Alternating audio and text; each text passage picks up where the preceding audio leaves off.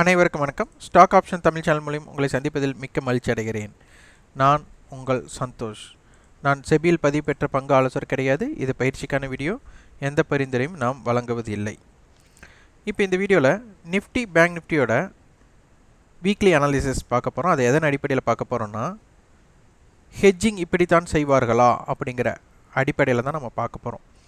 என்எஸ்சியே நம்மளுக்கு ஒரு சில ஹெட்ஜிங் முறைகளை பின்பற்றுவதற்கு அவர்களே ஒரு செயல்முறை கொடுத்துருக்குறாங்க. ஆனால் அது என்ன மாதிரி ஹெட்ஜில் இருக்குன்னு நம்ம எளிமையாக இங்கே தெரிந்து கொள்ளலாம். அதுதான் best strategy and simple strategy அப்படின்னு சொல்ல முடியும். சிலருக்கு இதனை பற்றி புரியாது. அவர்கள் என்ன பண்ணணும் அப்படின்னா, இந்த வீடியோவை பார்த்தா புரியாது, பார்க்கத்தான் புரியும் அப்படிங்கிறது தான் இதனுடைய நிதர்சனம். காரணம் என்னென்னா, நம்மளுக்கு ஆப்ஷன் வர்த்தகத்தை பற்றி முழுமையாக நாம் அறியாமல் நாம் பை மற்றும் செல், அதாவது வியாபாரிக்கு இது தெரிந்தால் போதும் அப்படிங்கிற அடிப்படையில் தான் நிறைய பேர் ஆப்ஷன் வர்த்தகத்தை அணுகுவாங்க. ஆனால் ஆப்ஷன் வர்த்தகத்திற்கும் நீங்கள் ப்ரைஸ் ஆக்ஷன் அப்படின்னு சொல்லுவீங்க, அதற்கும் சம்மந்தம் இல்லை.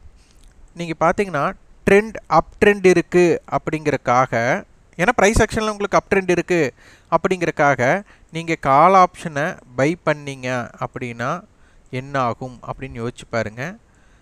புட் ஆப்ஷன் செல் பண்ணுனா என்ன ஆகும்னு யோசிச்சு பாருங்கள். புட் ஆப்ஷனை பை பண்ணால் என்ன ஆகும்னு யோசிச்சு பாருங்கள். கால் ஆப்ஷனை செல் பண்ணால் என்ன ஆகும்னு யோசிச்சு பாருங்கள். இப்போது லாங் டைம் ட்ரெண்ட் பையில் இருக்குது அப்படிங்கிறக்காக நீங்கள் இப்போ நிகழ்காலத்தில் லாங் டைம் ட்ரெண்ட் அப் ட்ரெண்டில் இருக்குது அப்படிங்கிறக்கோசரம் காலை பை பண்ண முடியாது. மார்க்கெட் நீங்கள் கால் ஆப்ஷனை பை பண்ணால் அந்த இடத்துல இருந்து ரிவர்ஸே இல்லாமல் மேலே போகணும். அப்போ தான் கால் ஆப்ஷனுக்கு ஒரு ஜாக்பாட் நம்மளுக்கு கிடைக்கும். அப்போ இல்லைன்னா என்ன ஆகும், ஒரு ஏற்றம் அப்புறம் இறக்கம் அப்படின்னு டைம் வேல்யூவை டீகே பண்ணுறதுக்காக மூமெண்ட் நடக்கும்.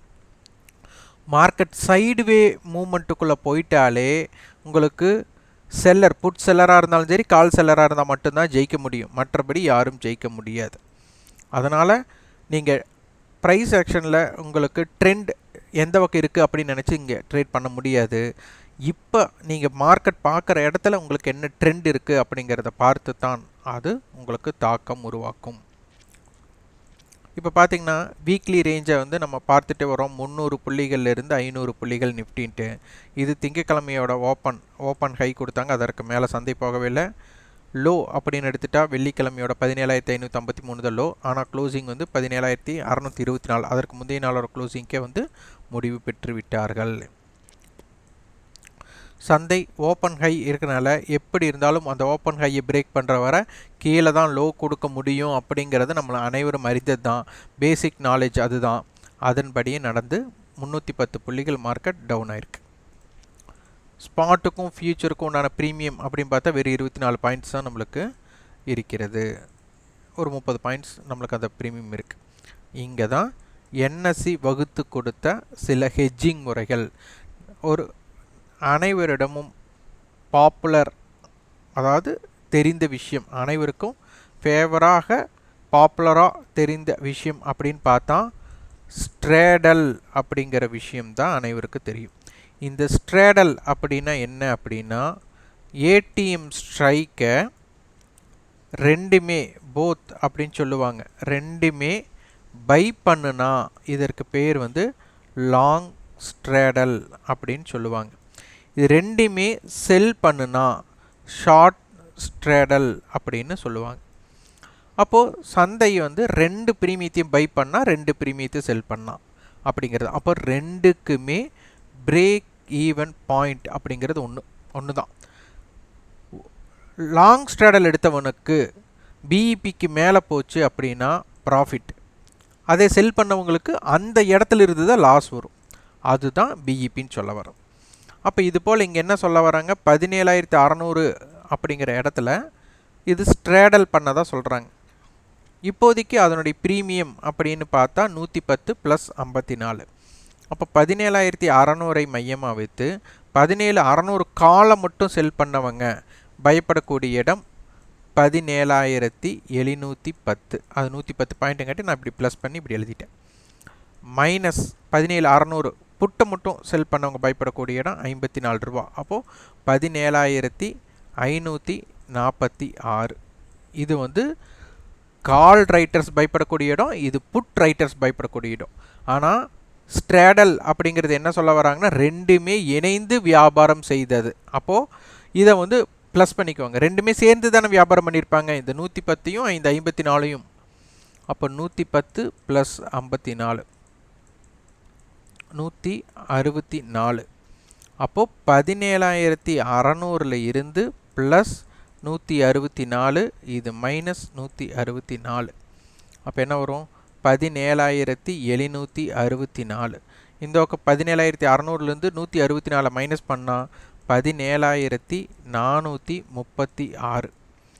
அப்போது ரெண்டு ப்ரீமியத்தையுமே செல் பண்ணவங்க 17,764க்கு மேலே மார்க்கெட் போச்சுன்னா பயப்படுவாங்க. ரெண்டு ப்ரீமியத்தையுமே செல் பண்ணவங்க 17,436க்கு கீழே மார்க்கெட் போனால் பயப்படுவாங்க. அப்போ 17,436 இருந்து 17,764க்குள்ளே மார்க்கெட் இருக்கிற வர என்ன பண்ண மாட்டாங்க, இந்த ரெண்டு ப்ரீமியத்தையும் செல் பண்ணவங்க பயப்படவே மாட்டாங்க. அப்போ அவங்க பயப்படலைன்னா மார்க்கெட் எங்கே இருக்க போகுதுன்னா இதற்குள்ளே தான் இருக்க போகிறது. அவர்கள் பயந்தால் மட்டுமே இந்த எல்லையை கடந்து போகலாம், இந்த எல்லைக்கு கீழே செல்லலாம். அதுதான் இது ரொம்ப முக்கியம். அப்போ பை பண்ணவங்களுக்கு, லாங் ஸ்ட்ராடல் எடுத்தவங்களுக்கு 100% சந்தை 17,764க்கு மேலோ அல்லது 17,436க்கு கீழோ சென்றால் மட்டுமே லாபம் வரும். அதனால் இந்த பிரேக் ஈவன் பாயிண்ட் தான் வைட் ரேஞ்சுன்னு சொல்லுவோம். இது அவ்வளோ எளிதாக கடக்காது. இதனைவே கடக்குது அப்படின்னா சந்தையில் ஏதேனும் அட்ஜஸ்ட்மெண்ட் கொடுத்தே ஆகணும். ஏன்னா அவங்களுக்கு நஷ்டம் வர தொடங்கிடும். அப்போது ஆப்ஷன் செல்லருக்கு நஷ்டம் வருதுன்னா அட்ஜஸ்ட்மெண்ட் கொடுப்பாங்க, அதுக்கப்புறம் வேல்யூம் இன்க்ரீஸ் ஆகும். அப்போ இதற்கு உட்பட்டு இருக்கிற வர சந்தை நம்மளுக்கு என்ன ஆகாது அப்படின்னா வேல்யூம் கிரியேட் ஆகாது. ஓகே, இது மட்டுமா அப்படின்னு ஒரு கேள்வி கேட்டால் இல்லை. 17,700 கால் 500 புட், இது வந்து ஸ்ட்ராங்கல் அப்படின்னு சொல்லுவாங்க. இது வந்து ஓடிஎம் ஆப்ஷனில் பண்ணுவாங்க. அப்போ 17,500 புட்டும் 17,700 காலும் இணைந்து செஞ்சுருக்காங்க. அப்போ இந்த ரெண்டு ப்ரீமியம் எவ்வளோ அப்படின்னா 108 ரூபாய் வருது. அப்போது 17,500ஓட 108 மைனஸ் பண்ணால் 17,392. 17,700ஓட 110 பாயிண்ட் யூஸ் பண்ணால் 17,810. அப்போ 17,392லேருந்து 17,810க்குள்ளே சந்தை இருப்பாங்கன்னு சொல்கிறாங்க. அப்போ இது ரொம்ப ரொம்ப மேஜர் சப்போர்ட், மேஜர் ரெசிஸ்டன்ஸ் அப்படின்னு நம்ம சொல்லலாம். ஏன்னா ஹெட்ஜிங் முறை எங்கே எப்படி இருக்குது அப்படிங்கிறது இது நம்ம எளிமையாக தெரிஞ்சிட்ருக்குறோம். திருப்பி மீண்டும் புதியவர்களை பார்க்குறவங்க இது எப்படி பார்க்குறதுன்னு நல்லா கேள்வி கேட்பீங்க. நாங்கள் பிளேலிஸ்ட்லேயே யாரும் சொல்லாத ரகசியங்கிற டைட்டிலில் எல்லாமே இருக்கிறது. அதனை பார்த்து நீங்கள் புரிந்து கொள்ளலாம். அதற்கு அடுத்தபட் சந்தை இம்ப்ளைடு வாலட்டிலிட்டி, இந்த இம்ப்ளைடு வாலட்டிக்கு யாரும் முக்கியத்துவம் கொடுக்க மாட்டாங்க. இது பார்த்திங்கன்னா மிக குறைவாக இருக்க மந்த நிலை இருக்கிறதுனால லோயர் வேல்யூம் இருக்கிறதுக்கு வாய்ப்பு அப்படின்னு தொடர்ச்சியாக நம்ம பார்த்துட்டு வரோம். அதே மாதிரி தான். ஆனால் இந்த வாரம் அப்படி கிடையாது. நம்மளுக்கு மந்த்லி கான்ட்ராக்டோட க்ளோசிங் இருக்குது. அதனால் என்னென்னா அதிகமான வேல்யூம் இதற்குள்ளே இருக்குது, ஆனால் வெளிப்படுத்தாமல் இருக்கிறாங்க. அப்போ இது வெளிப்படுத்தினால் இந்த வாரம் ஒரு ஒன் சைடு மார்க்கெட் இருக்கக்கூடிய வாய்ப்புகள் இருக்கலாம். அதே மாதிரி ஜாக்பாட்டோட மூமெண்டம் இருக்கக்கூடிய வாய்ப்பும் இருக்கலாம் அப்படிங்கிற அடிப்படையில் தான் இருக்குது. ஆனால் இதற்கு உண்டான வாய்ப்பு 80% இல்லை, 20% மட்டும்தான் வாய்ப்பு. அந்த வாய்ப்பு கிடைத்தால் நல்ல ஒரு தாக்கத்தை ஏற்படுத்த முடியும். அப்போ இந்த வாரத்தோட முதலில் நம்மளுக்கு தெரிஞ்சுக்க வேண்டிய range 17,543 to 17,704, wide range 17,439 to 17,761. இது எதன் அடிப்படையில் அப்படின்னு கேட்டிங்கன்னா ஸ்ட்ராடல் அப்படிங்கிற ஒரு அடிப்படையில். இந்த ஸ்ட்ராங்கல் தான் நம்ம எட்ஜ் அப்படின்னு எடுத்துக்கிறோம். அதன் அடிப்படையில் 17,470 டு 17,751ங்கிற ஷார்ட் ரேஞ்ச், அதுக்கப்புறம் 17,419 டு 17,781 அப்படிங்கிறது இதனுடைய ரேஞ்சாக இருக்கும். அப்போது நம்ம 17,500 அண்ட் 700 அதனுடைய இம்பேக்ட் ஜோனை நம்ம பார்த்துட்ருக்குறோம். அதனை புரிந்து கொண்டு வியாபாரம் செய்ய முற்படுங்கள். இதனுடைய ரெசிஸ்டன்ஸ் அப்படின்னு எடுத்துகிட்டால் 17,676, 17,704, 17,751, வைட் ரேஞ்ச் 17,594, 17,543, 17,470 இருக்கும். ஸ்ட்ராங்கிள் கணக்கீடு பண்ணல ஏதாச்சும் தவறு பண்ணிட்டோன்னு தெரியல. இன்னொருக்கு அது ஒரு ஸ்ட்ராங்கிள் மட்டும் பார்த்துக்கலாம். இதனுடைய 2 ப்ரீமியத்தையும் நம்ம ஆட் பண்ணும்போது நம்மளுக்கு 54 + 28. அப்போ 54 30னா 82 ரூபாய் நம்மளுக்கு வருகிறது.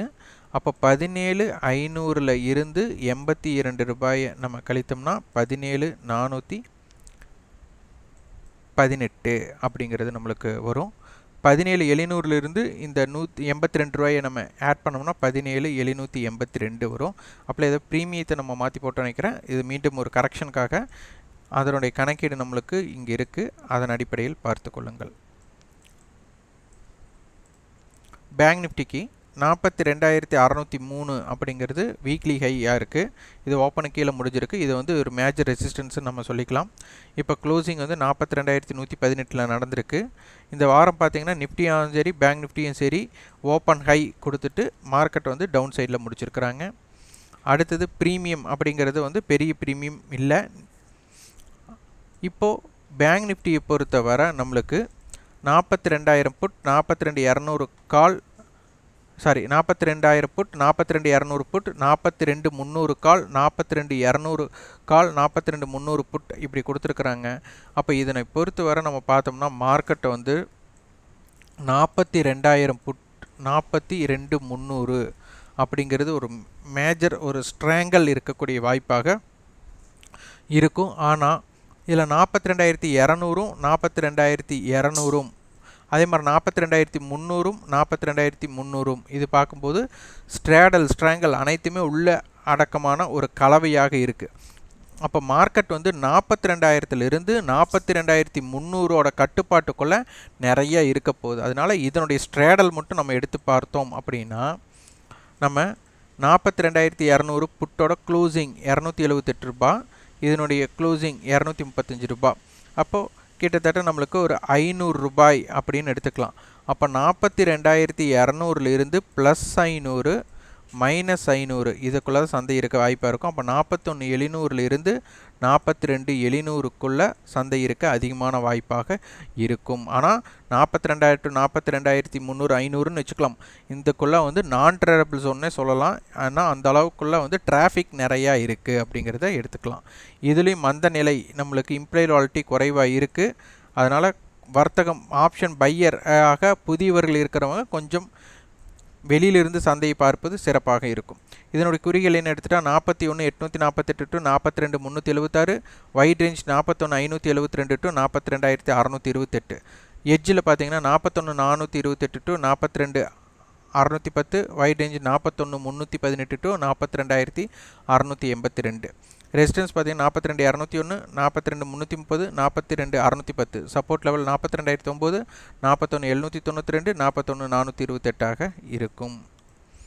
சந்தையில் ஆப்ஷன்ஸை பற்றி நல்லா புரிந்து கொண்டு அதனுடைய ப்ரீமியம் கால்குலேஷனை புரிந்து கொண்டு நீங்கள் வியாபாரம் செய்ய முற்படணும். இதெல்லாமே கால் செல்லர் பயப்படுறவங்க இடம், இதெல்லாம் புட் செல்லர் பயப்படக்கூடிய இடம். அதனால தான் சப்போர்ட் அண்ட் ரெசிஸ்டன்ஸ் மாறுபடுகிறது. இது நீங்களே கணக்கிட்டு கொள்ளலாம். அதனால் வெளிப்படையாகத்தான் அந்த கணக்கீடு எப்படி அப்படிங்கிறத சொல்லியிருக்கிறோம். அதை பற்றி நம்மளுடைய ஆப்ஷன் பேசிக்ஸில் இருக்குது. விருப்பம் உள்ளவர்கள் அதனை பார்த்து தெரிந்து கொள்ளுங்கள். இந்த வீடியோ உங்களுக்கு பயனுள்ளதாக இருந்தால் லைக் பண்ணுங்கள், ஷேர் பண்ணுங்கள், சப்ஸ்கிரைப் பண்ணுங்கள். கண்டிப்பாக உங்களுக்கு ஃபீட்பேக்கை கமெண்ட் பாக்ஸில் பதிவு பண்ணுங்கள். நன்றி, வணக்கம்.